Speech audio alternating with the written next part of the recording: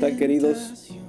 Bienvenidos una vez más a este canal, a este espacio llamado Principio de Vida, para compartir la palabra de Dios, para estudiar la palabra profética y poder hallar un ápice, un halo de luz, un poco de un refresco espiritual para poder seguir adelante en la lucha que conlleva la carrera de santificación que nos toca vivir en la tierra.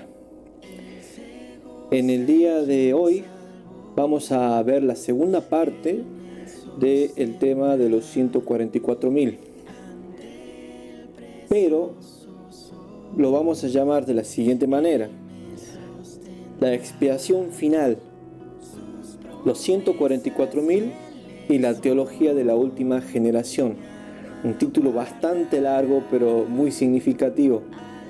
Te invito a analizar este mensaje, a considerar todos los textos que vamos a desarrollar en este tema, para ver si lo que expone la teología de la última generación sobre los 144.000 y sobre lo que se debe hacer hoy en día es bíblico.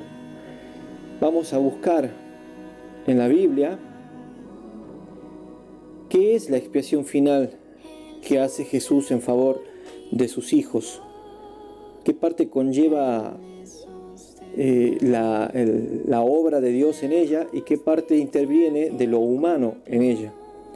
Quédate para el desarrollo de este mensaje. Esto es Principio de Vida.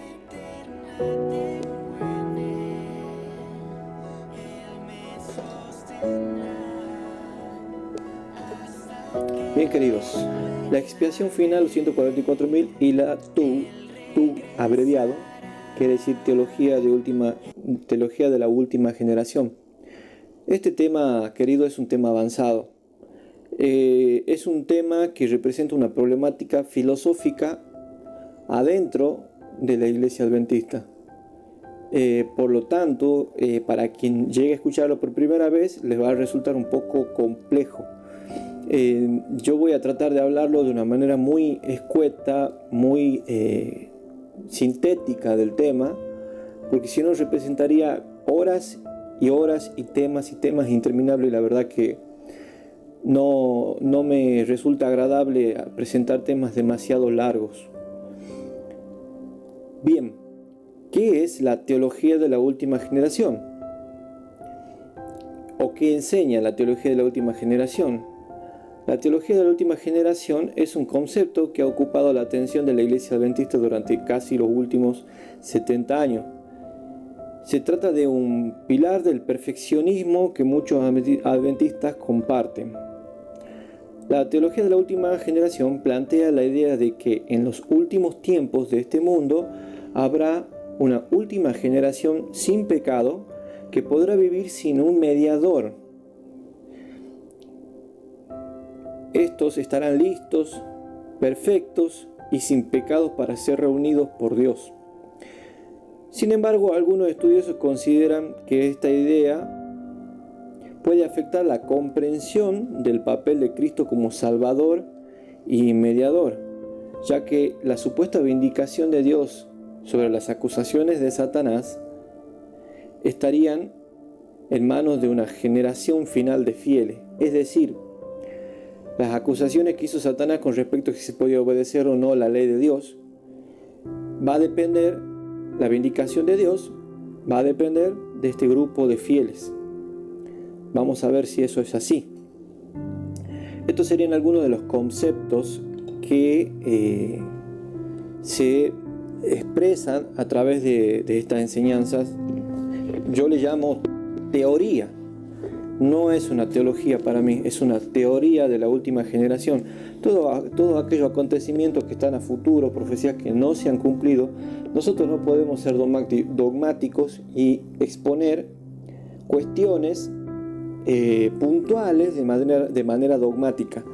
Yo opino que son teorías, que cuando llegue el tiempo de la lluvia tardía se van a aclarar todas las dudas, todos los grises que existen hoy en aplicaciones, en cumplimiento de cuestiones X que están hacia el futuro. Entonces, mi recomendación es, querido, estudia la Biblia, sigue adelante con tu estudio, no seas dogmático, pero no olvide la consagración que conlleva lo que vas aprendiendo de parte de Dios.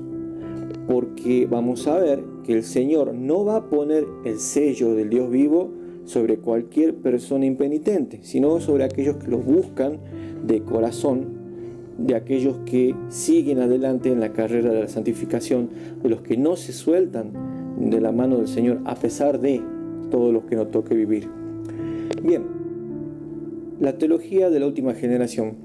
¿Cuáles son los elementos de interpretación que presentan? Presenta un texto prueba. ¿Qué quiere decir esto? Que ya con una idea preconcebida, ellos van directamente hacia un texto que habla del punto en que ellos quieren hacer énfasis, sacado de contexto y llevado a una exageración en muchos casos de lo que la enseñanza en sí llevaba de ese texto, o una enseñanza distorsionada. Vamos a ver que ellos dicen que nosotros debemos ser perfectos como Dios es perfecto. Pero cuando uno saca de contexto el versículo, el resultado es diferente. Entonces vamos a analizar ese texto en su correcto contexto. Otro punto,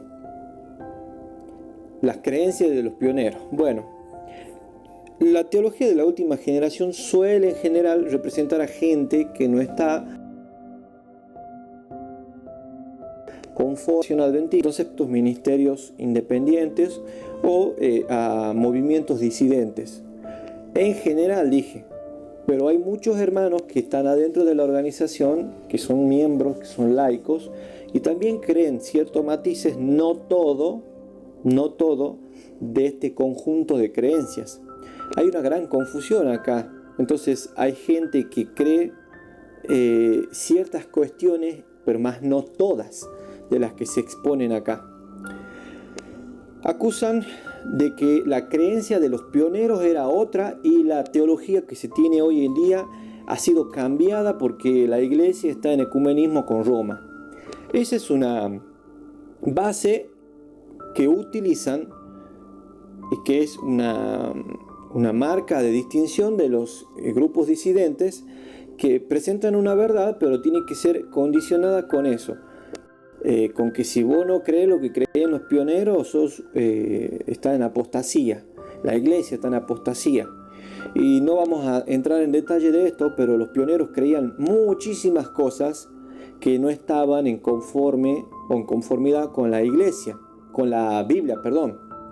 Cuando fue pasando el tiempo, los años en que se fue formando el movimiento adventista y agarrando forma, muchas doctrinas fueron cambiándose en el camino y muchos pioneros también terminaron apostatando. Entonces eso no es una prueba de discipulado o una prueba de verdad, creer exactamente lo que creían los pioneros, sino que lo que supuestamente creían los pioneros de la escritura. Algo que es el momento de presentar este tipo de verdad, o podríamos hablar del tema de la divinidad del Espíritu Santo, que es otro tema tan atacado hoy en nuestra iglesia. También se expone que la creencia de los pioneros era distinta porque los pioneros no creían en la Trinidad. Entonces hoy todos los que creen en la Trinidad, en el concepto, no en la palabra, en el concepto de la Trinidad, están en apostasía. Bueno, otro tema. Bueno, ya lo mencioné, acusan de nueva teología, una teología más universalista e incipiente. Muchos, yo debería haber puesto mucho en la pantalla, esta teología de la última generación deriva de la creencia de la naturaleza pecaminosa de Jesús. Puse en general. Las personas que creen que Jesús tiene una naturaleza pecaminosa asumen que como Cristo fue igual a nosotros en la carne, nosotros podemos vencer igual que Dios en la carne, porque Dios hecho carne era igual a nosotros con nuestras mismas tendencias pecaminosas, nuestras mismas inclinaciones y propensiones, igual al ser humano común. Bueno, muchos de ellos creen en eso, que Jesús al haberse rebajado tanto, nosotros podemos vencer igual que Jesús. Y es más, algunos esgrimen que podemos vivir sin mediador mediante el régimen alimenticio. nos privamos de estimular los deseos pecaminosos y alcanzamos una condición tal para ir practicando, viviendo sin mediador. Algo muy curioso y contradictorio de la Biblia también. Bueno, puse en general, ¿por qué? Porque no son todos los que creen en la naturaleza pecaminosa que creen en la teología de la última generación. Hay otros que creen que Jesús es el segundo Adán, que no vino con la misma tendencia pecaminosa de Adán, sino que vino con semejanza de carne. Semejanza, la Biblia no dice igual. Entonces hay gente que entiende que Jesús vino y participó de lo mismo de una manera semejante, no igual. Pero sin pecado, nadie cree que Jesús pecó, sino que es la cuestión de las tendencias. Bueno, en definitiva, hay gente que participan de estas ideas, pero que también creían en la naturaleza santa, digámoslo así, de Jesús. Bueno, y la otra impronta de esta teología es que estarían apoyados por escritos de Elena G. de White. Es curioso porque sucede igual que con el tema del Espíritu Santo, igual que con el tema de la naturaleza de Jesús, en el tema de la teología de la última generación, sucede también lo mismo. Se utilizan citas de Elena White, pero se ignoran otras o se las rechaza. O cuando hay una cita que dice lo contrario, dicen, no, eso ha sido cambiado por la organización corrompida. Eso lo escuché, no de todos, pero sí lo escuché de algunos expositores. O que no estarían, fueron citas adulteradas, etc. Bueno, entonces eso sería una deshonestidad intelectual, porque si yo expongo un tema, tengo la obligación ante las personas de mostrar todas las caras de la verdad, de manera que la persona pueda examinar y elegir por sí misma. De hecho, la palabra final siempre la va a tener la palabra de Dios. Entonces, cuando usted ve un video,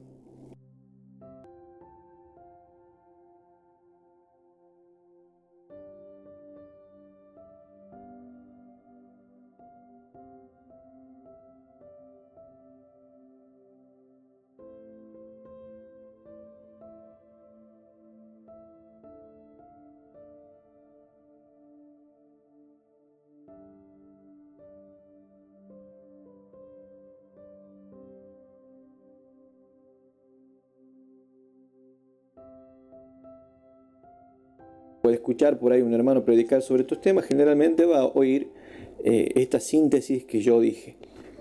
Bueno, inconvenientes que plantea esta teoría. Primero, no sería suficiente Cristo en la cruz, el sacrificio del unigénito de Dios, no sería suficiente en la cruz para vindicar el carácter de Dios. Sería como un primer round para Satanás, que Satanás perdió. Otro problema es que representan distintos planes de salvación. Uno para toda la humanidad, son salvos por gracias. Salvo por gracia, eso dice la Biblia.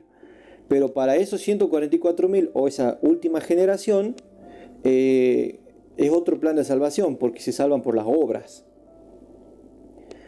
Y ellos, venciendo esa prueba de vivir sin mediador, se estarían justificando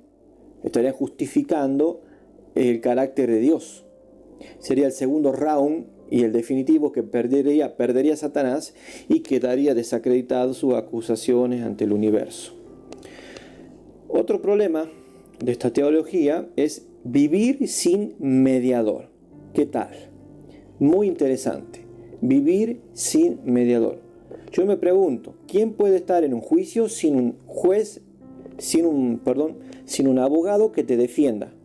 Porque aclaro, en el juicio divino, en el juicio investigador, todos, absolutamente todos los nombres de renombre, de los más grandes hasta los más pequeños, todos son culpables.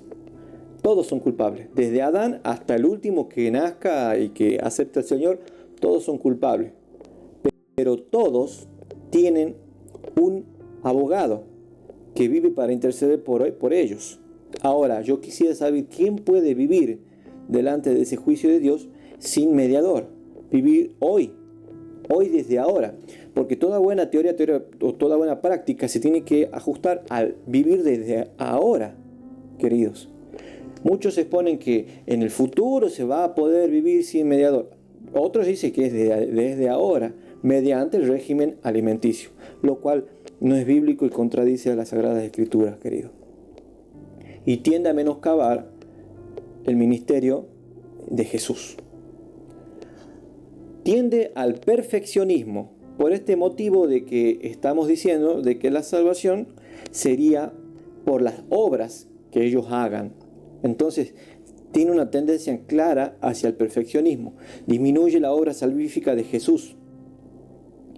Lo que ya mencioné en el punto anterior, realizan una lectura selectiva de los escritos de Elena White. La teología de la última generación dice lo que Elena White dice. Dice más de lo que ella dice y también dice lo contrario de lo que ella dice. A eso es lo que yo me refiero con honestidad intelectual. Y bueno, yo lo puse como una ironía, una broma. Al final, Jesús es el que no acepta.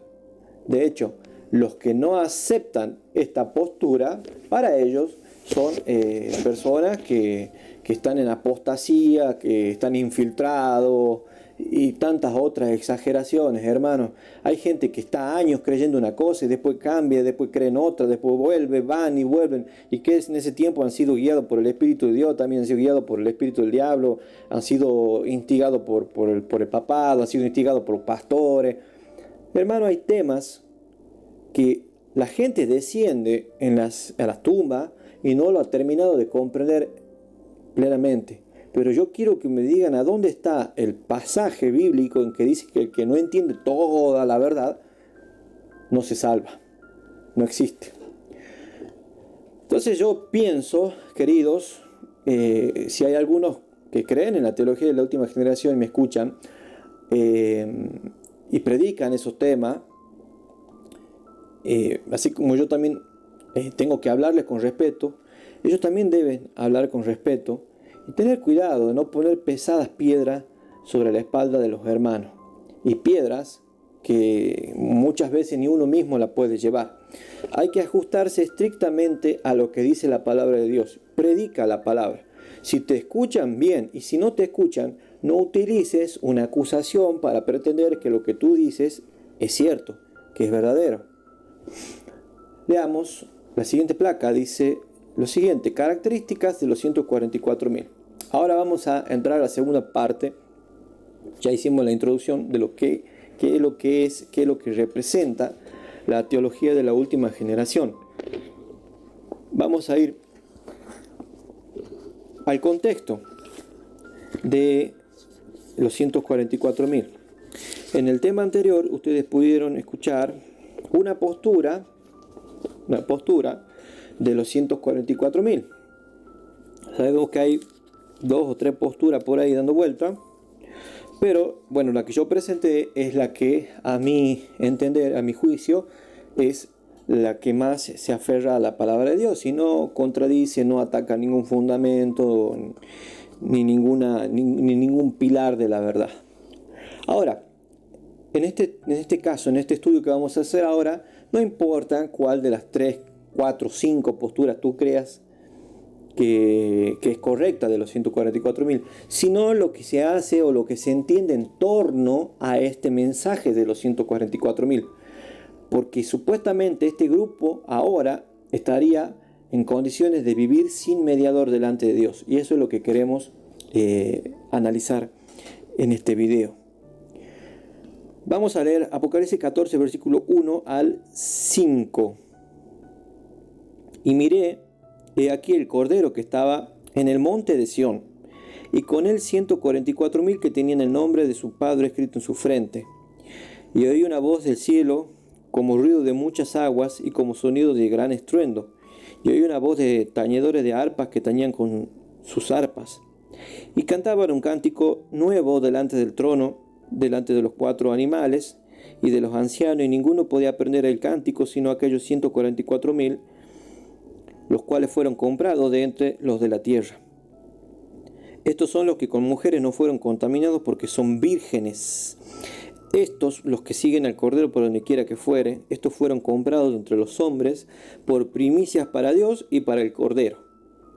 Y en su boca no ha sido hallada engaño, porque ellos son sin mancha delante del trono de Dios. Bueno, ya hicimos en el tema anterior el análisis de estos pasajes.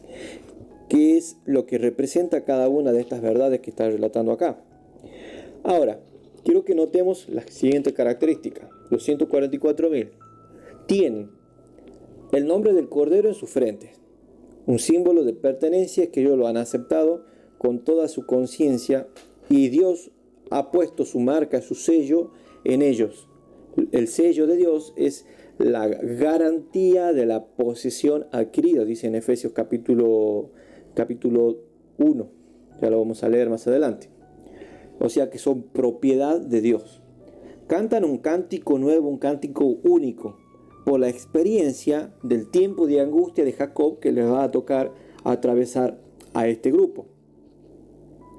No se contaminaron con mujeres, es decir, no estaban en ningún momento, se cree que estos que no se contaminan con mujeres fueron que no incurrieron a otras doctrinas de otras iglesias cristianas que tienen distintas creencias. O sea, no se han contaminado con ideologías extrañas. La otra característica es que siguen al Cordero por donde el Cordero los guía. Otra característica, no hay dobleces, no hay mentiras, no hay engaño en ellos. Una característica importantísima son primicias. Lo primero, lo mejor de entre los, como hicimos el análisis en el tema anterior, de entre los de la tierra. Y la última característica, la más importante, son sin mancha. Qué interesante. Son sin mancha. La pregunta es, ¿obtuvieron estas cualidades antes o después del cierre de la gracia? El tema acá a entender es eso. Porque los hermanos que exponen la teología de la última generación dicen que cuando Cristo deje de interceder durante el tiempo de las plagas, que es menos de un año según la Biblia, menos de un año, deberán vivir sin un mediador, utilizando citas de Elena White.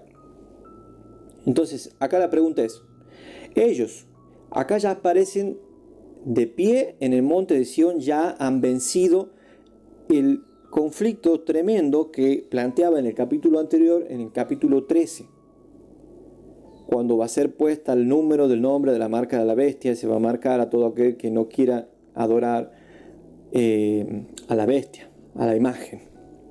Bien, acá ya se lo ve victoriosos y triunfadores. Entonces, la pregunta es, estas características que mencionamos, ¿ellos las consiguieron en el tiempo ese de prueba o las consiguieron antes, cuando Jesús terminó de interceder en el santuario celestial? Sigamos adelante. ¿Qué dice la hermana White respecto a esto? ¿Será que lo consiguieron durante ese tiempo de prueba o lo consiguieron antes? Mientras los hijos de Dios afligen sus almas delante de Él, suplicando pureza de corazón, se da la orden: quitarles a vestiduras viles, y se pronunciaron las alentadoras palabras: mira que he quitado de ti tu pecado y he hecho vestir de ropa de gala. Se pone sobre los tentados, probado, pero fiel e hijo de Dios, el manto de mancha de la justicia de Cristo. El remanente despreciado queda vestido de gloriosos atavíos que nunca han de ser ya contaminados por la corrupción. Sus nombres permanecen en el libro de la vida del Cordero, registrados entre los fieles de todos los siglos, Han resistido los lazos del engañador, no han sido apartados de su lealtad por el rugido del dragón, o sea, la prueba de Apocalipsis 13. Ahora están eternamente seguros de los designios del tentador. Escuchen esto: sus pecados han sido transferidos al originador de ellos. Es decir, ¿qué ha pasado con ellos? Eran personas que se afligían delante de Dios y Dios le había cubiertos con el manto de justicia de Cristo. Y ahora estaban venciendo. ¿Por qué muestro semejante cita tan larga? Quiero que vean el contexto, porque no hay que sacar las cosas de contexto para tratar de aparentar tener la razón en algo. Ahora, ese grupo, ese residuo del que estábamos hablando. Y ese residuo no solo es perdonado y aceptado, sino honrado. Una mitra limpia es puesta sobre su cabeza. Han de ser reyes y sacerdotes para Dios, mientras Satanás estaba insistiendo en sus acusaciones y tratando de destruir a esta hueste. Los ángeles santos, invisibles, iban de un lado a otro poniendo sobre ellos el sello del Dios viviente. Fíjense que estaba siendo sellado, mientras Satanás lo estaba acusando. Se estaba poniendo el sello del Dios viviente. Ellos han de estar sobre el monte de Sión con el Cordero. Fíjense que es el grupo del que estamos hablando recién, Apocalipsis 14. Teniendo el nombre del Padre escrito en su frente. Cantarán el nuevo himno delante del trono. Este himno que nadie puede aprender sino los 144.000 que fueron redimidos de la tierra. Estos son los que siguen al Cordero por donde quiera que va. Fueron redimidos entre los hombres como promesa para Dios y para el Cordero, y en su boca no fue hallado engaño, pues son sin mancha delante del trono de Dios. La pregunta que hicimos un momento atrás: ¿cuándo obtuvieron estas cualidades? ¿Antes del fin del tiempo de gracia, mientras había gracia, o cuando ya se terminó la gracia? Acá nos está diciendo que recibieron la mitra limpia y que los ángeles fueron a sellarlos. ¿En qué momento? Cuando Jesús todavía estaba intercediendo en el santuario celestial. Es decir, que esas características que se nos expusieron en el Apocalipsis 14, las consiguieron antes del tiempo de las plagas, antes del vivir, entre comillas, del vivir sin intercesor. Ellos ya fueron sellados, ya vencieron una lucha, y Dios les dio el sello, que es la garantía de la posición adquirida. Leamos la siguiente diapositiva, el comentario bíblico. La última de las características de los 144.000 nos dice que estos amomoi eisin son sin mancha. Esa es la que resalté hace rato con letra amarilla, muy importante. Son sin mancha. ¿Qué quiere decir son sin mancha? De esas características, ¿en qué momento fueron declarados sin mancha? El adjetivo amomoi aparece 7 veces en el Nuevo Testamento. En 5 ocasiones se relaciona con la condición que Dios espera que alcancen los cristianos, la iglesia. Efesios 1:14, 5:27, Colosenses 1:22, Judas el versículo 24, Apocalipsis 14:5. Una condición sin amomoi, sin mancha. Una iglesia sin mancha, sin arruga ni cosa semejante. ¿Cómo se logra? Una condición sin amomoi, la que se logrará por medio de la muerte de Cristo. ¿De qué manera nos podemos justificar nosotros, sacarnos los pecados, si no es solamente por la sangre de Cristo en la cruz? Eso dice en Colosenses 1:22. De las otras 2 ocasiones, ya de esas 7 que aparece la palabra amomoi, de las otras 2 ocasiones en las que aparece la palabra amomoi, se relaciona con Jesús en Hebreos 9:14 y en 1 de Pedro 1:19, lo cual estaría en armonía con el estado que alcanzarán los 144.000, puesto que ellos son los que siguen al Cordero y han lavado sus ropas en su sangre. Sin mancha. ¿En qué momento fueron declarados sin mancha? Esto es crucial, es importantísimo. Cuando Jesús estaba intercediendo todavía, o en el tiempo en que ellos supuestamente debían vivir por sus obras o subsistir por sus obras. Bueno, acá me quedó pegado esto del tema anterior, lo leo de pasada. No es voluntad, dice Elena White respecto a la interpretación de los 144.000, no es voluntad que entren en controversia por cuestiones que no los ayudarán espiritualmente, tales como quiénes han de componer los 144.000. Fuera de duda, esto lo sabrán dentro de poco los que sean elegidos de Dios. Por supuesto, va a llegar el momento en que si somos fieles, vamos a saber realmente cuál era la verdad respecto a ese tema. Pero a ver, ¿qué opinaría Elena White sobre la discusión teológica esta de la última generación? De las acusaciones. Tampoco voy a justificar la laxitud con la que se obra dentro de la organización adventista, ¿no? Porque así como tenemos problemas de extremismo, también tenemos problemas serios de laxitud y de dejadez. Pero no es el momento, este momento no es el que vamos a analizar. Sí quiero subir más adelante un tema que habla de la laxitud. Quiero subir el tema de la cuestión del universalismo adentro de la iglesia adventista, que está entrando últimamente. No solamente la iglesia adventista, ¿no? En todas las denominaciones cristianas está entrando el universalismo. En aquel momento, seguimos leyendo, en aquel terrible momento, después de cesar la mediación de Jesús, a los santos les toca vivir sin intercesor en presencia del Dios Santo. Esta cita, querido, que acabamos de ver, que acabamos de leer, que está en Primero Escrito en página 280, en el párrafo 2, también se encuentra en el conflicto de los siglos. Esta cita aparentemente sería una tremenda circunstancia desesperante en que les tocaría vivir a los santos en el último tiempo. En aquel terrible momento, después de cesar la mediación de Jesús, a los santos les toca vivir sin intercesor en presencia del Dios Santo. Entonces, los hermanos que escuchan que leen este mensaje, llegan a pensar, ¿y cómo vamos a hacer entonces para vivir en ese tiempo? Tenemos que vivir sin pecado, porque ¿quién va a interceder por los pecados nuestros? Entonces debemos hoy practicar vivir sin intercesor, vivir sin pecar. Entonces debemos abstenernos de todo tipo de cuestión, de todo tipo de cosa que nos pueda llamar la atención y llevando así las cosas al extremismo, ¿no? Ahora, si uno la lee a la cita de una manera así aislada, parecería ser algo preocupante. Pero yo los invito, queridos, a leer el contexto de esta cita.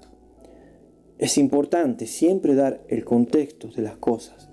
Dice el contexto: todos los casos habían sido fallados para vida o para muerte. Mientras Jesús oficiaba, escuchen esto, mientras Jesús oficiaba en el santuario, había proseguido el juicio de los justos muertos y luego el de los justos vivientes. Cristo, habiendo hecho expiación por el pueblo y habiendo borrado sus pecados, había recibido su reino. Estaba completo el número de los súbditos del reino y consumado el matrimonio del Cordero. El reino y el poderío fueron dados a Jesús y a los herederos de la salvación. Jesús iba a reinar como Rey de Reyes y Señor de Señores. Ese es el contexto. Y miren lo que se nos está hablando. Se nos viene hablando del juicio de los muertos, el juicio de los vivos, y Jesús haciendo expiación y completando el número de sus súbditos. Sigue la cita.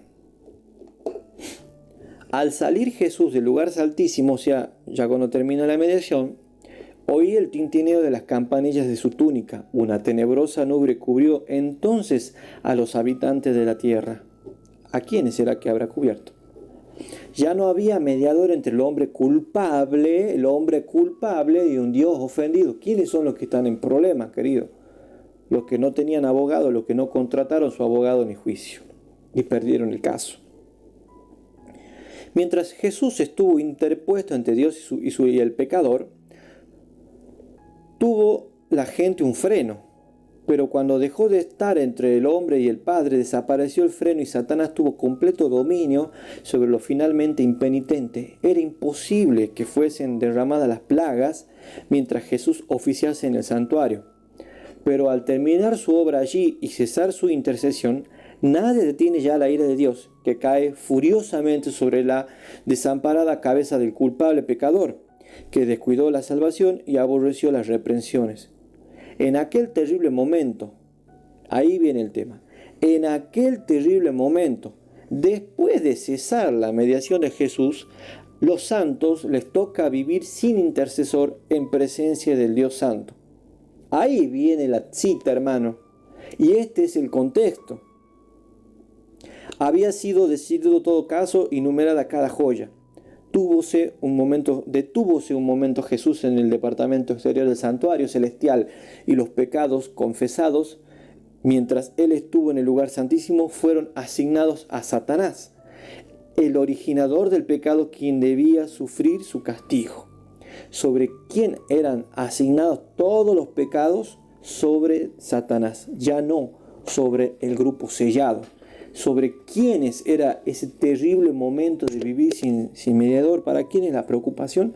Para las multitudes de gente que despreciaron el último llamado de salvación del Señor en la lluvia tardía. Para aquellos que reciban la marca de la bestia será un terrible tiempo en el que deben vivir sin un mediador y sufriendo las calamidades que Jesús justamente estaba refrenando al estar en el lugar santísimo. Jesús refrena hoy la paga por el pecado del hombre. Otra cita dice: Dios nos cuida, página 348, hablando de la misma temática. Muchos ignoran lo que deben ser a fin de vivir a la vista del Señor durante el tiempo de angustia, cuando no haya sumo sacerdote en el santuario. Siempre está esa cita sacada de contexto, ¿no? Ahora la vamos a leer en el contexto. Muchos ignoran, y es verdad, muchos adventistas hoy ignoran, creen que por estar en la iglesia, por dar el diezmo, por ir todos los sábados se van a salvar, mientras se tiene en la vida privada pecados acariciados que no se los abandona. O alguien que ejerce un pastorado por bautizar, por hacer esto, por organizar eventos, pero tiene pecados acariciados, no van a recibir el sello de Dios. Todos estamos en la misma condición, apremiante: pedir perdón al Señor y pedir el Espíritu Santo para vencer el pecado. Debemos orar, Señor, como laodicenses, querido. Nosotros somos expertos en mirar el error en el otro, pero no en el nuestro. Y nosotros no nos vamos a perder por el pecado del prójimo, sino por nuestro pecado que nos aleja de Dios. Muchos ignoran lo que deben ser a fin de vivir a la vista del Señor durante el tiempo de angustia, cuando no haya sumo sacerdote en el santuario. Los que reciban el sello del Dios vivo y sean protegidos en el tiempo de angustia deben reflejar plenamente la imagen de Jesús. Acá tenemos joya, una joya, oro tenemos, hermanos. Los que exponen la teología de la última generación jamás, de los jamases, tienen en cuenta ni el sellamiento, ni la lluvia tardía. No mencionan nunca esta cita. Y me sorprende, me llama la atención. Fíjense lo que dice acá: los que reciban el sello del Dios vivo y sean protegidos en el tiempo de angustia deben reflejar plenamente la imagen de Jesús. Y hago el énfasis correcto: los que reciban el sello del Dios vivo.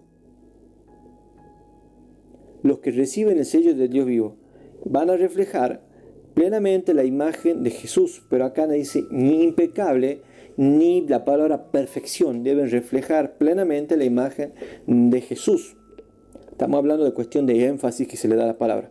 Pero acá nos está diciendo que los que estén sellados van a ser protegidos en el tiempo de angustia. O sea que no es que viven ellos por sus propios medios, abandonados a la suerte de este mundo tomado por Satanás y los demonios. Miren lo que dice la cita: vi que muchos descuidaban la preparación tan necesaria, esperando que el refrigerio y la lluvia tardía los preparase para sostenerse en el día del Señor y vivir en su presencia. Oh, y a cuántos vi sin amparo en el tiempo de angustia. Habían descuidado la necesaria preparación y por lo tanto no podían recibir el refrigerio que todos deben tener para poder vivir en la presencia de un Dios santo. Fíjense, ¿no? ¿Qué es lo necesario, lo que todos debemos tener? El refrigerio, el sello del Dios, para poder vivir en la presencia de un Dios santo. No es solamente, no es por las obras, queridos, como se esgrime siempre. Quienes no purifiquen sus almas mediante la obediencia a toda la verdad, llegarán al tiempo de las plagas y entonces echarán de ver que les hubiera sido necesario ser tallados y escuadrados para la edificación. Pero entonces ya no habrá tiempo para ello, ni tampoco mediador que abogue por ello ante el Padre. Antes de ese tiempo se habrá promulgado la solemne declaración que dice: el que es injusto sea injusto todavía, el que es inmundo sea inmundo todavía, y el que es justo practique la justicia todavía, y el que es santo. En ese texto de Apocalipsis lo vamos a desarrollar nuevamente al final del tema, porque hay una mejor traducción de ese pasaje. ¿Qué nos está diciendo acá la hermana White, querido? Lo que es necesario recibir y prepararnos desde ya y buscar la santificación desde ahora para recibir el refrigerio de la presencia del Dios vivo, porque eso va a ser lo que nos capacite y nos ayude a pasar aquel tiempo terrible de las plagas. Eso va a ser lo que nos va a proteger. Y justamente no es, como ellos dicen, la nueva teología, que hay que dice que hay que pecar y todos se van a salvar. No estamos diciendo eso. Justamente, leamos de nuevo la cita. Está diciendo la hermana White que los que no purifiquen sus almas con la obediencia a la verdad desde ahora, cuando venga el tiempo de las plagas ya estarán perdidos, queridos, no tendrán oportunidad. Y fíjense que ya no habrá mediador para que clames por ello ante el Dios viviente, que le diga: Señor, salvanos, Señor, intercede por nosotros. No, acá ya no se puede cambiar nada. ¿Por qué? Porque el que ya fue declarado justo va a seguir siendo justo. Ya fue declarado. Y eso no es una obra del ser humano, sino que es una obra que le corresponde a Dios. Y es una decisión de Dios y no nos corresponde a nosotros preguntarnos y armar filosofía de cómo Dios nos puede declarar o no justos, si Él es el que declara. Ahora, en el tiempo de las plagas, vamos a estar ahí con dos grupos. Uno declarado justo y el otro declarado injusto. Si alguien me dice que el justo llega a pecar y no va a vivir perfecto, impecable, delante de la presencia de Dios sin el mediador, entonces la Biblia tendría que decir que no es que el justo no va a terminar siendo justo, sino que el justo se puede llegar a arrepentir.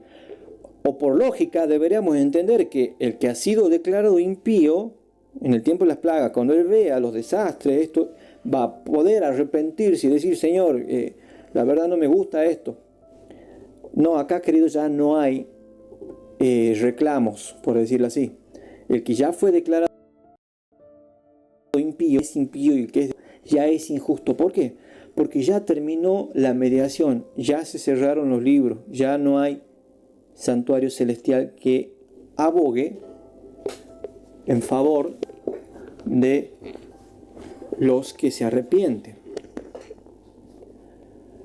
Una de las cuestiones más interesantes en esta teoría es la cuestión de la condición que debemos practicar desde ahora.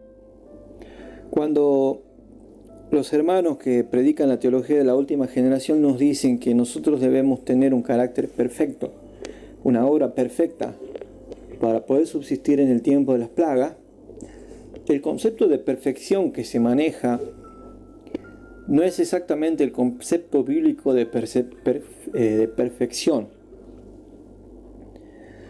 ¿Qué es perfección? La perfección se refiere a algo que ha alcanzado el máximo de nivel posible, sin errores, defectos o falencias, mientras que la impecabilidad es una de las características que se le atribuyen a lo perfecto.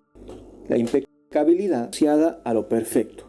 La pregunta es si nosotros podemos practicar hoy en día ese tamaño nivel de perfección que dice la Biblia en torno a esto. La perfección se puede definir como completo, acabado, inmejorable, insuperable, estupendo, correcto. Bien, eso es lo que el diccionario dice de la palabra perfección. Ahora, ¿cómo dice la Biblia, según la Biblia, que debemos ser perfectos? Vamos a Mateo capítulo 5, versículos 45 y 48. Dice lo siguiente: venía hablando del perdón, de Dios que hace llover sobre justo e injusto. Ahora dice, para que seáis hijos de vuestro Padre que está en los cielos, que hace salir su sol sobre malos y sobre buenos, y que hace llover sobre justos e injustos. Sed pues vosotros perfectos, como vuestro Padre que está en los cielos es perfecto. Dios es perfecto, es la cima de la perfección. En Dios no es que Dios sea perfecto, Dios es perfecto. Nosotros podemos llegar a alcanzar esa perfección, pero solamente en los méritos de Cristo, no por nuestras propias fuerzas. Ahora, el contexto de perfección que se nos está enseñando acá es que nosotros debemos perdonar a aquellos que nos hacen daño, desear el bien, obrar en favor de ellos, así como Dios también lo hace sobre los que son injustos y malos. Haciendo eso, seremos perfectos en ese sentido, como nuestro Padre es perfecto. No se nos habla de la perfección que mencionamos hace un instante. La palabra griega para perfecto en el Nuevo Testamento significa completo. Sed vosotros completos, sed vosotros enteros, como vuestro Padre. Dice, o plenamente desarrollado. Esta frase no es una invitación a ser perfecto en todo esto, sino a comprender y seguir el plan del Padre Celestial, imitarlo a Él. La palabra teleios significa alcanzar madurez. Alcanzar madurez. Eso significa la palabra, el original, la palabra perfección, teleios, alcanzar madurez. Esto es un proceso. Es un trabajo completo en varias aplicaciones de trabajo, crecimiento mentalmente y carácter moralmente. Podemos alcanzar esa cualidad de perfección del Padre, pero solamente en ese concepto. Dios en su esfera de santidad, inalcanzable incluso para los ángeles, es la cima de la perfección.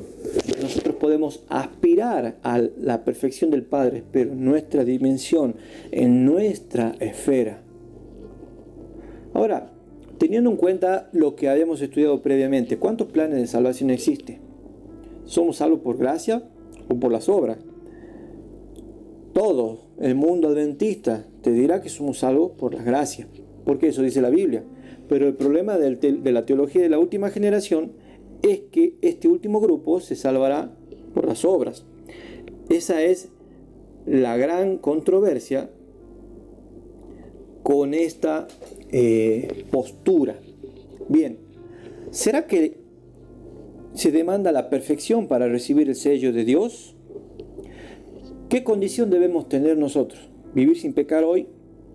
Ser impecables, no tener ningún pecado, ni siquiera un enojo, ni siquiera sentir la envidia. No hablemos de pecados gravosos como el adulterio, sino del enojo, de la envidia, del resentimiento que después se te va. Hablemos de cosas mínimas. Debemos ser perfectos e impecables para cuando llegue el tiempo y recibir el sello de Dios. ¿Qué condición debemos tener cuando venga el tiempo del sellamiento de la lluvia tardía? Vamos a leer rápidamente Eclesiastés capítulo 7, el versículo 20.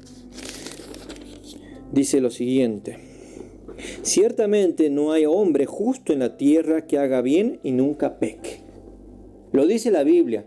No la teología, ni la nueva teología, ni los jesuitas, lo dice la Biblia. Ciertamente, no hay hombre justo en la tierra que haga bien y nunca peque. Leamos otro texto, Proverbios capítulo 24, el versículo 16, dice lo siguiente. Palabras que repitió el Señor Jesús en el Nuevo Testamento.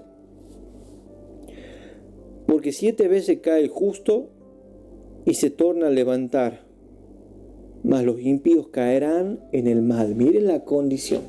¿Qué es impío? El que peca y se queda echadito en el mal y no pasa nada para él. Pero el justo, ¿cuál es el justo? El que cae, que tiene problemas, pero se torna a levantar. Fíjese que no hay una impecabilidad acá. Veamos Ezequiel, capítulo 36. Fíjese que nos dice respecto a cuando llegue el tiempo del sellamiento. ¿Será que debemos ser impecables o vivir la carrera de la santificación? Son los dos caminos. No hablemos, ni siquiera lo mencionemos al universalismo que te dice que bueno, Jesús te salva, una vez salvo, siempre salvo, no hagas nada, haga lo que hagas, ya sos salvo. Eso no es bíblico, eso es satánico. Ezequiel capítulo 36, versículo 25 al 27. ¿Qué dice respecto a la condición del ser humano para recibir la lluvia temprana o la lluvia tardía en este caso? Y esparciré sobre vosotros agua limpia y seré limpiado de vuestras inmundicias y de todos vuestros ídolos limpiaré. ¿Se acuerdan que los 144.000 aparecen sin mancha? Entonces, ¿quién hizo esa obra? ¿En qué momento? ¿Cuándo? Antes de ser sellado. Y daré un corazón nuevo y pondré espíritu nuevo dentro de vosotros y quitaré de vuestra carne corazón de piedra y os daré corazón de carne y pondré dentro de vosotros mi espíritu y haré, dice. Yo haré que andéis en mis mandamientos y guardéis mi decreto y los pongas por obra. Fíjense quién es el que hace la buena obra dentro de nosotros. Es el Espíritu Santo, querido. Toda buena dádiva proviene de lo alto del Padre de las luces. Nada bueno viene de nuestra carne. De nuestra carne solamente vienen los frutos de la carne, frutos de muerte. Veamos el libro de Gálatas. En el libro de Gálatas, el capítulo 3, el versículo 2 al 5, dice: ¿Tan necios sois? ¿Tan necios son? ¿Tan necios somos? Habiendo comenzado por el Espíritu, ahora perfeccionados por la carne. Miren lo que habla el apóstol Pablo respecto a los que se quieren perfeccionar por la carne. Habiendo comenzado por el Espíritu, ahora os perfeccionáis por la carne. ¿Tantas cosas habéis padecido en vano? Siempre en vano. 5. Aquel pues que os daba el Espíritu y obraba maravillosamente entre vosotros, ¿lo hacían por la obra de la ley o por el oír con fe? Fíjense, o sea, ustedes estaban recibiendo el Espíritu Santo en lluvia temprana por las obras de la carne o por el oír con fe. ¿Cómo recibían el Espíritu Santo en la lluvia temprana? Que es lo mismo que va a pasar en la lluvia tardía. ¿Cómo lo recibían? Vamos al libro de Hechos, en el capítulo 2.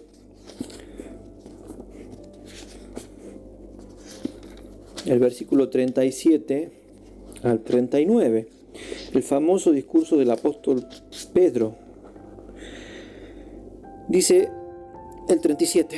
Entonces, oído esto, fueron compungidos de corazón y dijeron a Pedro y a los otros apóstoles: varones hermanos, ¿qué haremos? Y Pedro les dice: arrepentíos y bautícese cada uno de vosotros en el nombre de Jesús para perdón de los pecados y recibiréis el don del Espíritu Santo. Fíjense, arrepiéntase y bautícese cada uno para que sean perdonados y reciban el don del Espíritu Santo. ¿Es necesaria la demanda de perfección para recibir el sello de Dios? ¿Dios pide una perfección para dar su sello? La respuesta es no, sino la fe, sino la carrera de la santificación, queridos. Los que reciban el sello de Dios en la lluvia tardía no va a ser por las obras, sino por el Espíritu, por gracia. Y vamos a ver, como veníamos hablando, que Dios no va a dar su Espíritu Santo a cualquier impenitente, sino a los que se consagraron. Dice en la siguiente página: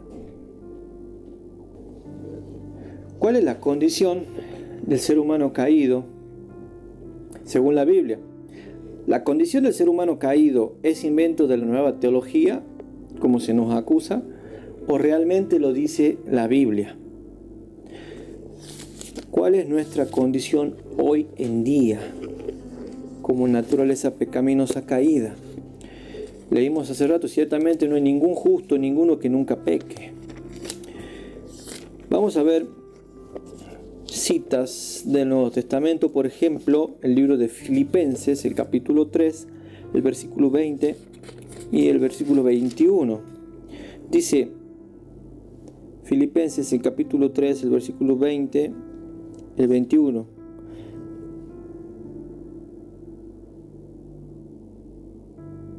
Dice en el versículo 21, bueno, esto lo tendría que haber leído al último.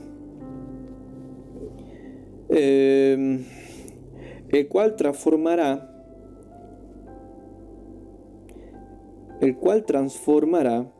el cuerpo de nuestra bajeza para ser semejante al cuerpo de su gloria por la operación con la cual puede también sujetar así todas las cosas. ¿Qué nos está hablando? En el contexto de la segunda venida, dice el versículo 20, mas nuestra vivienda es en los cielos, de donde también esperamos al Salvador, al Señor Jesús, o Señor Jesucristo, el cual, cuando Él venga por segunda vez, transformará el cuerpo de nuestra bajeza. ¿Qué hay en nuestra carne? ¿Qué hay en nuestra mente? ¿Qué hay en nuestro corazón? ¿Es natural a nosotros guardar la ley de Dios? ¿Es natural a nosotros reconocer a Jesús como Salvador? No, querido, todo es por gracia. Incluso llegar a reconocer a Jesús como nuestro Salvador es por obra del Espíritu Santo. Dice en 1 Corintios capítulo 15, el versículo 52. ¿Qué va a pasar con nuestra carne? ¿Hasta cuándo vamos a tener esta condición? Y lo dice la Biblia. En un momento, un abrir y cerrar de ojo a la trompeta final, porque será tocada la trompeta y los muertos serán levantados sin corrupción. Y nosotros seremos transformados, porque es necesario que esto corruptible sea vestido de incorrupción y esto mortal sea vestido de inmortalidad. Y cuando esto corruptible fuera vestido de incorrupción y esto mortal fuese vestido de inmortalidad, entonces se efectuará la palabra que está escrita: sórbida es la muerte con victoria. ¿Dónde está, oh muerte, tu aguijón? ¿Dónde, oh sepulcro, tu victoria? Porque el aguijón de la muerte es el pecado y la potencia del pecado, la ley. ¿Hasta cuándo vamos a tener que luchar? Como dice en Romanos capítulo 7, 23 y 25, que en mí está el querer, lograr la ley de Dios, pero encuentro una ley en mis miembros, la ley del pecado que me lleva a hacer lo que no quiero. Y Pablo termina exclamándole entonces él mismo, el santo apóstol Pablo, ¿no? Al analizarse él mismo, ¿cómo voy a hacer para escapar de esta ley? ¿Cómo voy a hacer para escapar de esta ley? Dice en Romanos capítulo 8, versículo 1 y 2, la solución.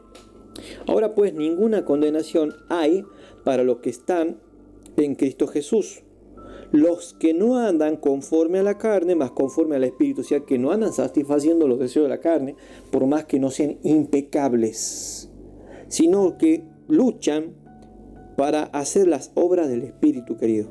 El versículo 2, el versículo 3. Por lo que era imposible la ley, por cuanto era débil por la carne, imposible para nosotros esa obra. Dios, enviando a su Hijo en semejanza de carne de pecado, a causa del pecado condenó al pecado en la carne.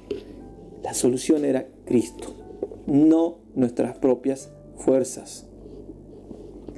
Ahora, nosotros debemos vivir como ya nos bautizamos, confiado en la salvación, ya una vez salvo, siempre salvo.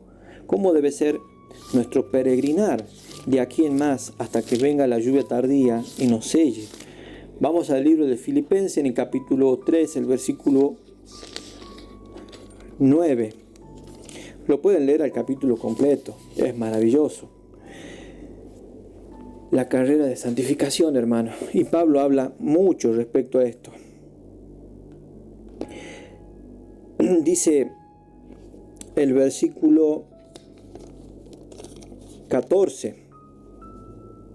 El versículo, lo leamos desde el versículo 12. Y no que ya haya alcanzado, ni que ya sea perfecto. Lo dice Pablo, ¿no? No lo dicen los católicos.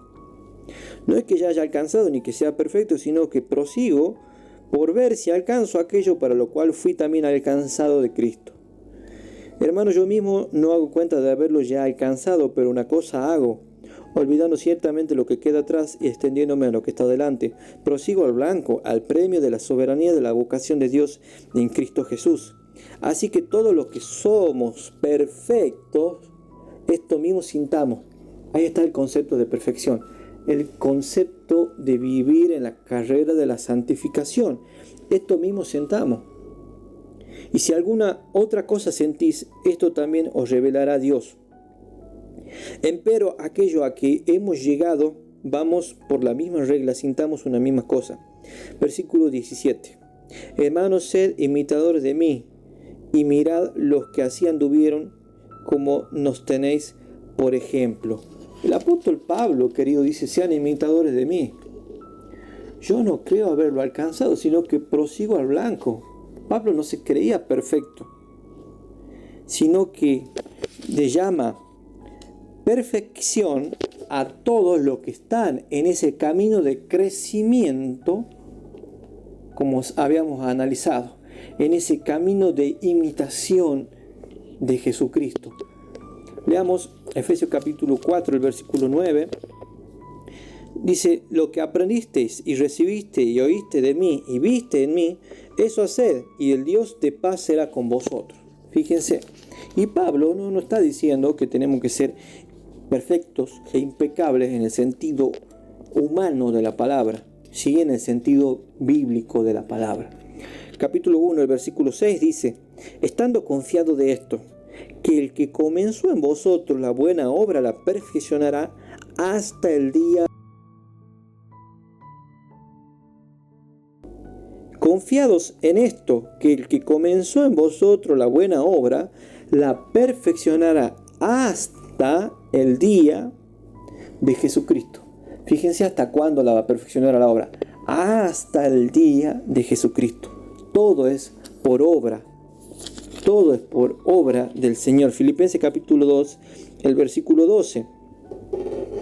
Por tanto, amados míos, como siempre habéis obedecido, no como en mi presencia solamente, sino mucho más ahora en mi ausencia, ocupaos. Esto va para los que piensan que la laxitud es un buen camino.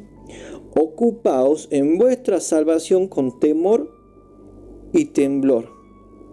¿Cómo debemos ocuparnos de nuestra salvación? No es que una vez que uno la recibe ya está todo hecho. No, dice que hay que ocuparse, porque hay que mantenerse con temor y temblor. El versículo 13, porque Dios es el que en vosotros obra así el querer como el hacer según su buena voluntad. No sale de nosotros, querido. Sigamos con la diapositiva. Dice, si una última generación es necesaria para reivindicar el carácter de Dios, caemos en un remolino teológico. Entonces, hay miles de generaciones de salvos que no lo reivindicaron. ¿El ser humano puede reivindicar a Dios? Acá estoy tratando de decir algo importante. Se dice en la teología de la última generación que esa última generación debe reivindicar la sabiduría de Dios ante el cosmos. Sin esa última generación, Dios no se estaría reivindicando ante el cosmos. ¿Será esto así? ¿Y qué hay de todos aquellos que no se salvaron siendo perfectos e impecables como se les atribuirá, entre comillas, a esa última generación? Todos esos antepasados que fueron declarados justos por Dios estarán contradiciendo entonces a esa sabiduría. Es un problema teológico. Yo creo que no hay versículos mejores que definan esta cuestión. Efesios, en el capítulo 1, en el versículo 9 y 10. ¿El hombre puede justificar a Dios? ¿Queda algo de Jesús por hacer para que el carácter de Dios sea justificado? ¿Queda alguna cosa sin responder, sin contestar en las cortes celestiales? ¿O todo ya fue contestado y declarado en la cruz? ¿Será que hay un segundo round al final de la historia? Léanlo completo al capítulo 1 de Efesios. Yo voy a leer solamente el versículo 9 y 10. Dice: descubriéndonos el ministerio de su voluntad según su beneplácito, que se había propuesto en sí mismo, de reunir todas las cosas en Jesús. ¿En quién están reunidas todas las cosas?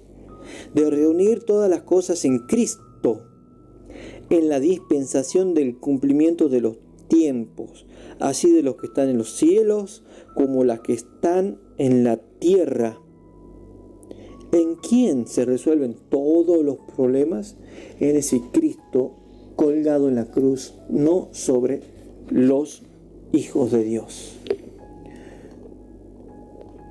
Bien, ahora, queridos, si ustedes miran la siguiente diapositiva, quiero ilustrarles una gran verdad que estaba en el Antiguo Testamento. Habíamos dicho al principio el gran día de expiación y la teología de la última generación y los 144.000. Ahora quiero hablar un poquito del día de la expiación. El gran día de expiación era en el séptimo mes. Primer mes Nisan, Iyar, Silván, el 3. Ahí se cumplían las 3 primeras fiestas, las Pascuas, Panes Ácimos y Pentecostés. Después venía el mes de Ab Elul, el mes número 6, y el Tishrei, que era el séptimo mes entre septiembre y octubre, era el séptimo mes. ¿Qué pasaba en ese séptimo mes? Se cumplían 3 fiestas más, trompetas, día de expiación y cabañas. El gran día de expiación era en el mes séptimo. En el mes séptimo, el santuario celestial era purificado de todos los pecados, de todos los sacrificios de todo el año. Tanto los sacrificios que el hombre llevaba por su propio pecado, llevaba y degollaba el animal, el sacerdote lo único que hacía era recoger la sangre, llevaba al santuario adentro y rociaba el velo. También de la sangre de los carneros y los machos cabríos de los continuos también era recogida y llevaba y rociada adentro, constantemente todo el año. Llegaba el mes séptimo y todo el velo estaba manchado por el pecado.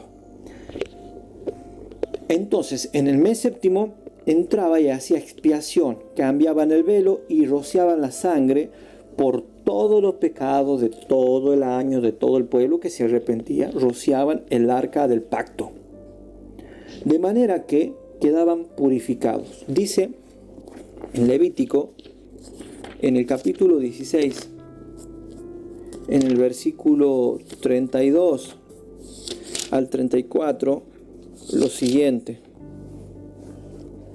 y hará la reconciliación el sacerdote que fuere ungido y cuya mano hubiere sido llena para ser sacerdote en lugar de su padre, y le vestirá la vestidura de lino y las vestiduras sagradas. Versículo 33: y expiará el santuario santo y el tabernáculo del testimonio, expiará también el altar y los sacerdotes y a todo el pueblo de la congregación. Todo quedaba expiado. 34: y esto tendréis por estatuto perpetuo para expiar a los hijos de Israel de todos sus pecados una vez en el año. Y Moisés lo hizo como Jehová le mandó. ¿Qué pasaba en ese día? Eran expiados de todos los pecados de todo el año en un solo día. Todos los pecados. Eran agotados todos los pecados por esa gran expiación, por ese gran día de expiación. Entonces, cuando llegue el cumplimiento del tiempo, Jesús va a terminar la gran expiación y va a pagar todos los pecados de todos los hijos de Dios muertos y los que están vivos. Y los que estén vivos van a ser sellados y se van a reconciliar con Dios y recibirán el sello. Ahora, fíjense, razonemos lo siguiente. Los hermanos creen que cuando Cristo deja de interceder, ese año ya no hay ninguna intercesión de nada en el tiempo de las plagas, entonces los 144.000 o la última generación tiene que vivir sin pecar, impecable, porque si no, un pecadito, aunque sea una duda, se pierde. ¿Será que eso es tan así? Yo veo en el símbolo del gran día de expiación otra cosa diferente. Fíjense en la diapositiva que les estoy mostrando. El mes de Tishrei era el 7º mes y después quedaban 5 meses más. Pero ¿por qué era en el 7º mes? No se nos dice, porque tendría que haber sido en el último mes del año, el gran día de expiación. Dios dijo que sea en el 7º mes. Pero ¿nos estará queriendo dar un mensaje acá? El continuo sacrificio, que lo vemos en Éxodo, en el capítulo 29, el versículo 39 al 46, lo pueden leer ustedes, se nos dice que se debía sacrificar un macho cabrío a la mañana y a la tarde. A la mañana y a la tarde. En el día de expiación se sacrificaba una sola vez en el mes séptimo. En el mes séptimo, un animalito, el macho cabrío. Pero el gran día de expiación perdonaba los pecados de todo el pueblo de todo el año. En ese día 10 del 7º mes, se perdonaban los pecados de todo el año. Y esto no era una indulgencia, querido, sino que Dios tomaba todos los pecados del pueblo en ese día y los perdonaba. Hasta el año siguiente del otro año litúrgico volvía a comenzar el mismo proceso. Pero el simbolismo del continuo sacrificio nos dice que hay una intercesión constante a la mañana y a la tarde, a la mañana y a la tarde. Más allá de todos los pecados, hay una intercesión en favor del ser humano por parte del Señor Jesucristo. Entonces, cuando llegue el gran día de expiación y Jesús haga expiación, declara perfectos, justos y sellados y justificados a sus hijos, y son protegidos por el sello en el tiempo de las plagas. Ya en ese tiempo son perdonados. Ahora, la Biblia no nos dice que van a estar adulterando, ni siendo borrachos, ni fumando en el tiempo de las plagas. La Biblia no dice que van a estar en pecados gravosos, sino dice la hermana White que van a sentir la duda, que el temor de que sus antiguos pecados no han sido perdonados, que porque la gloria de Dios se retiró, porque ya no tienen visiones. La angustia tremenda que van a sufrir, van a estar en un estado de angustia como fue la angustia de Jacob, perseguidos y maltratados. Ellos no van a estar ni pensando, queridos, en el pecado, pero alguna duda les va a surgir, algún temor, algún reflejo de la carne. Son pecados de la inocencia. También sobre esos pecados, si pueden surgirlo o no, el Señor va a hacer expiación cuando termine el fin del tiempo de gracia. Y eso no es una indulgencia, querido, llámelo como quiera. Pero acá en el simbolismo del santuario nos está diciendo: Dios hace expiación por todos los pecados en ese momento, en ese instante, y son declarados justos. Vamos a ir cerrando el tema, querido, para que no se nos haga demasiado largo. Seguridad en la mediación final de Jesús. Leemos Hebreos capítulo 9, el versículo 11 y 12. Dice: pero estando ya presente Cristo, sumo sacerdote de los bienes venideros, por el más amplio y más perfecto tabernáculo, no hecho de manos, es decir, no de esta creación, y no por sangre de machos cabríos ni de becerros, sino por su propia sangre, fíjense, entró una vez para siempre en el lugar santísimo, obteniendo eterna redención. ¿Qué da a los justos? cuando termina la intercesión, les da eterna redención. Y de eso ya no se puede volver atrás.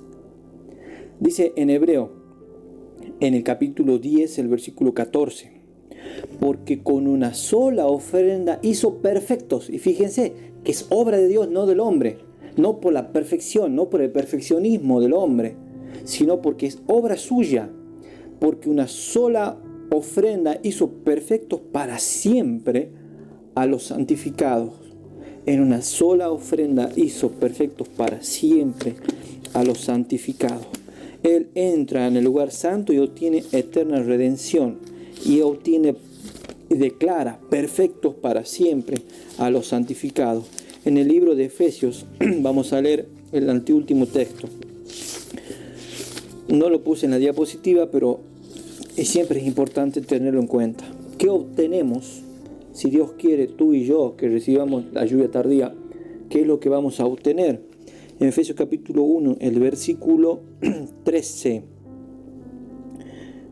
dice: en el cual esperasteis también vosotros en oír la palabra de verdad, el evangelio de vuestra salvación, en el cual también desde que creísteis, fíjese, la condición es creer, fuisteis sellados con el Espíritu Santo de la promesa. ¿Qué es el Espíritu Santo de la promesa? ¿Qué obtenemos cuando somos sellados por el Espíritu Santo de la promesa? Versículo 14, que son las garantías o las arras de nuestra herencia para la redención de la posesión adquirida para la alabanza de la gloria. Es decir, el Señor nos da el sello de Dios. Es como decirte, te está dando la herencia de la Escritura que vas a heredar dentro de poco. Ya sos justificado. Ya sos declarado justo. Cuando el Señor Jesús deje de interceder, ya tendrá, lo dice la hermana Guay en muchas citas, una hueste enumerada de sellados y de personas que han sido emblanquecidas y que el Señor puso su manto de justicia sobre de ellos. Y dirá finalmente esto. Y quiero que lean la pantalla para que vean la traducción correcta de este pasaje. La traducción que mostramos al inicio, que está en la Reina Valera 1960, es una traducción bastante corta respecto al verdadero significado de lo que dice el original. ¿Qué va a decir el Señor cuando termine de interceder? El Señor dirá, consumado es. Leamos en el capítulo 22, el versículo 11 y 12. Fíjense, las palabras del Señor. El que es injusto, sea injusto todavía. O sea, el que es injusto ya no puede salvarse porque ya no va a haber mediador, ya no se puede arrepentir. El que es injusto, sea injusto todavía. El que es sucio, ensúciese todavía, porque los pecados se van a ir amontonando hasta llegar hasta el cielo y venga el castigo de Dios. Y el que es justo, fíjense que ya es justo. El que es justo sea todavía justificado. Sea todavía justificado. Y el santo sea santificado todavía. Fíjense, esa va a ser la condición de los sellados. Van a estar siendo justificados y santificados, pero no por obra propia, sino por la obra de Dios. Dice el versículo 12, he aquí yo vengo presto y mi galardón conmigo para recompensar a cada uno según fuere su obra. Querido, aquí terminamos. En esta última parte hemos querido ver algo del gran día de expiación para entender cuál va a ser la obra que el Señor va a hacer al final de la humanidad en favor del ser humano. Pero Jesús nos aclara la palabra de Dios. La salvación es por gracia, no es por las obras. Nadie va a recibir el Espíritu Santo por las obras, sino por creer con fe, por el oír con fe. Tenemos por delante la carrera de la santificación sin la cual nadie verá al Señor.